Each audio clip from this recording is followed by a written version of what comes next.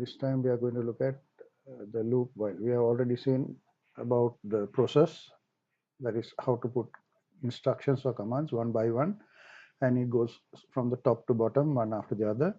And then we looked at if you want to make a decision and do either this or that kind of a situation, we have seen decision where you can decide and do either one of the two choices.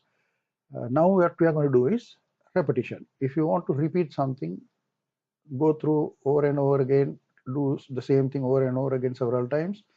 That is what loop is all about. So in that, we are first going to look at the first type of loop called loop while. Okay.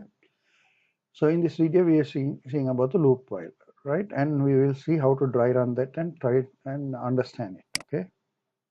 So like usual, the instruction set we are going to use are show to put something on the screen, get to take something from the keyboard from a user input, and we are going to use this arrow to assign values to a variable. Okay, so these are the only three instructions we will be using. We are not using anything else. Okay, and on top of that, we are using the NSChart symbols. So as you know, process we have already gone through. We have also gone through the decision, which I just explained to you. On condition, you decide to do either this or that. That's the condition. And now, this is the first type of loop called the loop while, and then we have the loop until. So the loop until we will do in the next session, but in this session we will look at the loop while. Okay, so as I told you again, the whole purpose of a loop is to repeat something over and over again.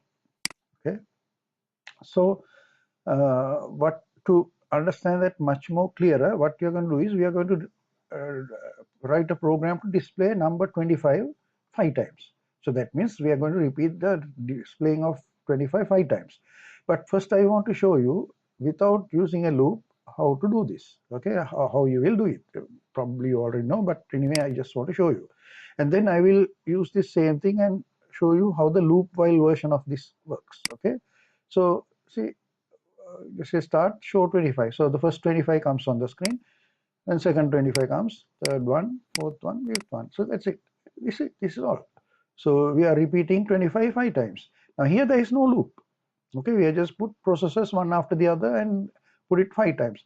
What's the problem with this? Suppose we wanted to display the 25 100 times, then we have to write 100 boxes like show 25 process.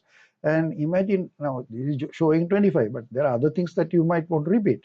But just for argument's sake, just imagine we want to show the 25,000 times, then you'll have to write 1,000 boxes. If you want to put 10,000 times, you have to put 10,000 boxes. So that is why this method does not go along for looping purpose. Okay, so instead we use the loop while or the loop until. So one of the two types of loops if you want to repeat something.